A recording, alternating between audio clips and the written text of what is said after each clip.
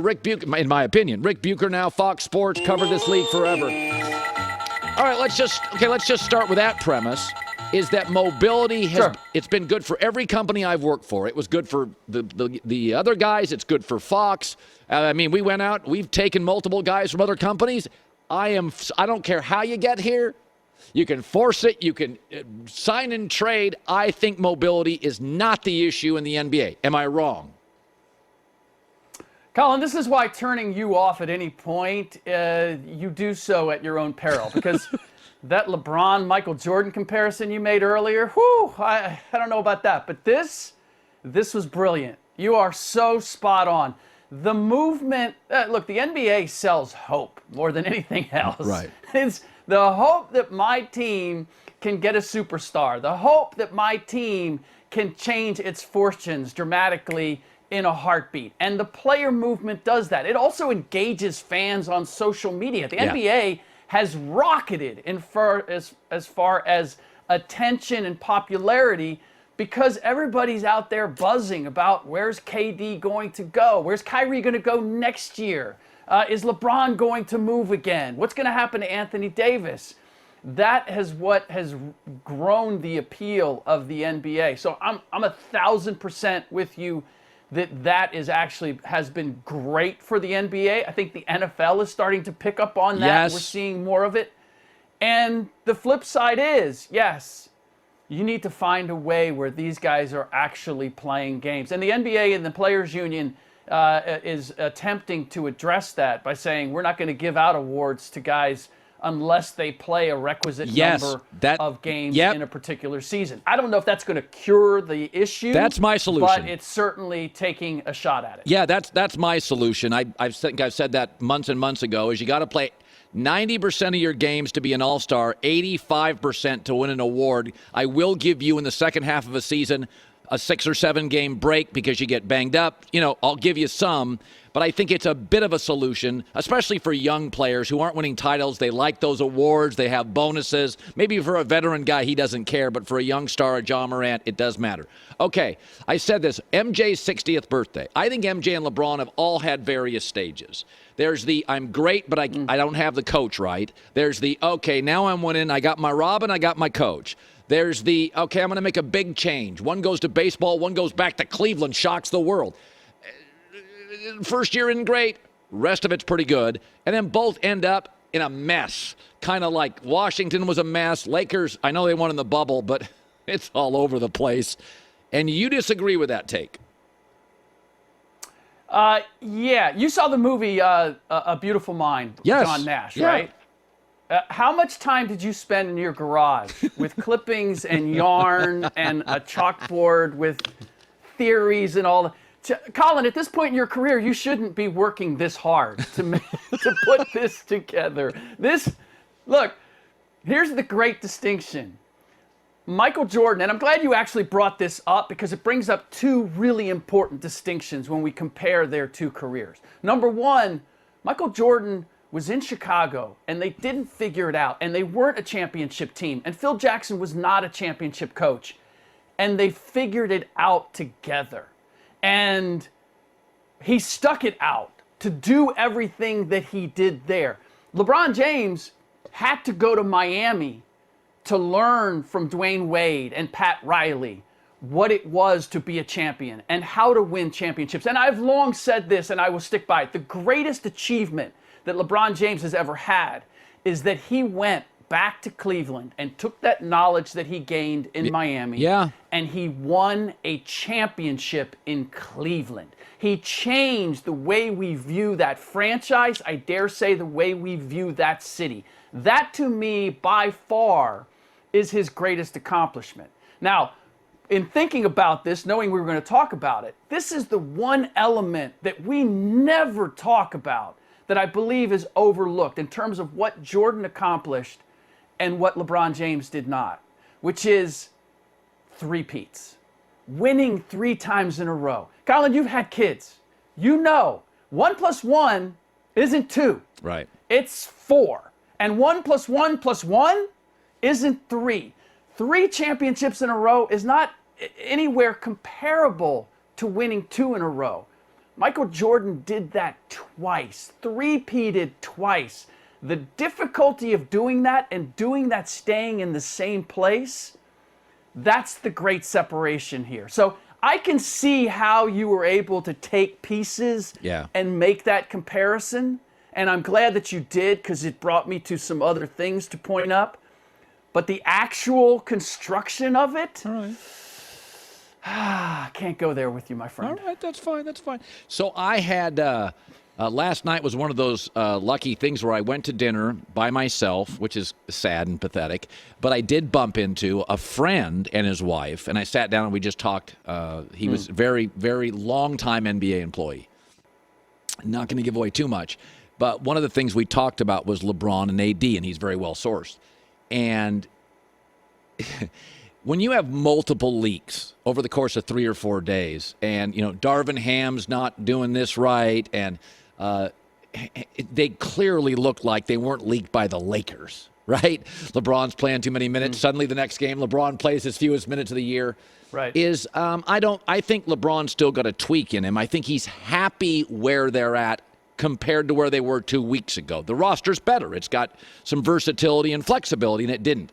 But I don't think this AD thing, I think LeBron, after that bubble, wanted to hand the baton 40 minutes tonight to AD, and he came in out of shape. He can't depend on him. Listen, LeBron bailed on D-Wade because he thought he got a little creaky.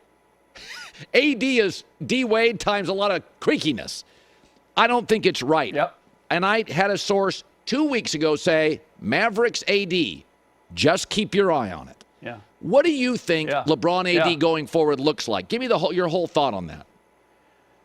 Yeah, it's a very intriguing situation because you're right. LeBron always gets restless. Yes. If it's not working, then he's ready to change it up in a heartbeat. And let's face it, AD just not being available and not taking the reins and not taking some of the responsibility off LeBron's plate, that certainly was his idea, and it hasn't happened. Now, the idea of trading AD, because what you're really saying is the possibility of trading AD to Dallas for Kyrie Irving. Because of all the moves, like this is they changed the team, all right? But they severely handicapped themselves in terms of being able to demonstrably change their team this summer or for next season, short of moving someone like Anthony Davis. That's right.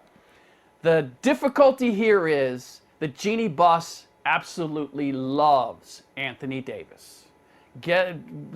Moving Anthony Davis is not going to be something that she wants to do. So what happens over the next month or so, I believe, is vital to LeBron James still having the influence and authority to say, look, I can still win. He said it. I can still win championships. Okay. You're going to need to prove it now if you want to change this team and you ultimately want the Lakers to push the button on AD to get Kyrie Irving here. You need to demonstrate that you can take what we have here and carry this team, at the very least, into the playoffs. And I think that's going to influence the decision-making here. Because what we've seen is that the Lakers are not responding immediately to everything that LeBron asks them to do at this point. They're looking at it and saying, hey, we know you've won, but you haven't won here consistently, so we don't know that we want to spend all of our assets to keep you happy. And obviously, moving Anthony Davis for Kyrie Irving would be spending the very last biggest asset that they have. Yeah. Finally, I think KD is very unique. He's a plug-and-play guy. You can bring him in. He flourished in Oklahoma City as Westbrook would dribble the air out of the ball and give him the ball with 4 seconds on the clock. He fit immediately fit with Golden State, with two elite shooters. A very smart basketball guy. Even in Oklahoma with odd Ben Simmons, needy Kyrie Irving, out-of-shape James Harden, he was still took this team to the playoffs. I mean, he's very good. I think Phoenix is literally perfect. I think in the NFL, I look for identities. What's this offensive identity? I don't in the NBA. I look for elements. I look for a veteran coach. Check. Smart veteran point guard who's not scoring centric, check. Another wing scorer, check. A capable young big that can get up and down the floor. Now, they're going to miss Mikal Bridges. But I think this thing, the West is wide open. I think Phoenix is really good, really fast. Do you? I certainly think that they could be as a regular season team, and I would say that they are a title contender now in a way that they were not before they got KD.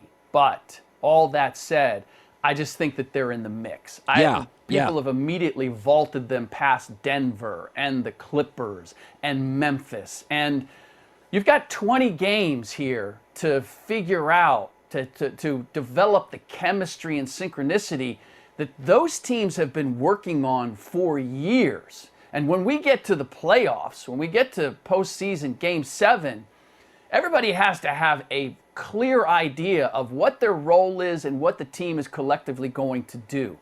I just don't know that there's enough time for Phoenix to develop that same sort of chemistry. And here's the other element that I think is really has been underplayed and you saw it against the Clippers last night. They, not just Mikal Bridges, Cam Johnson, like defense has actually been the thing that has kept the Phoenix Suns above water this season. Yeah. That's going to take a severe header as a result of losing those two accomplished wings. They were already missing not having Jay Crowder in the mix this year because of the disagreement between him and Monty. So that's where I think that this doesn't ultimately work. You've got to go through some really talented wing players in the Western Conference. Look at that. To end up winning it. And I just don't see the defensive players that the Suns have in order to do that. So this goes back to mobility. I am genuinely happy that Durant got out of that mess and he's in Phoenix. That makes me. I'm looking at that poster. I got Chris Paul, Ayton, Booker, Monty Williams. I'm like, that's great. I'm going to tell you something. Phoenix will become the best watch in the league here in about a week. That is going to be fascinating to watch. J-Max rolling his eyes. Who are you on? You still like the Jazz? I never liked the Jazz, but even Ric Bucher knows you can't beat Luka Doncic and Kyrie Irving watching the dysfunction / artistry of those two on the same team. Oh, there we go. You're soap opera here. Okay, I'll give you that. No, actually, you know what all this sets up? I mean, look, we already had the Suns-Mavs rivalry. Yeah. Now you add Kyrie to one side and KD on the other. Oh, basketball gods, please give us a Mavs-Suns series in the postseason. Please, that's all I'm asking for Christmas for next year already. Ric Bucher, good seeing you, Bukes. Thanks for coming on today, buddy. Same. You bet.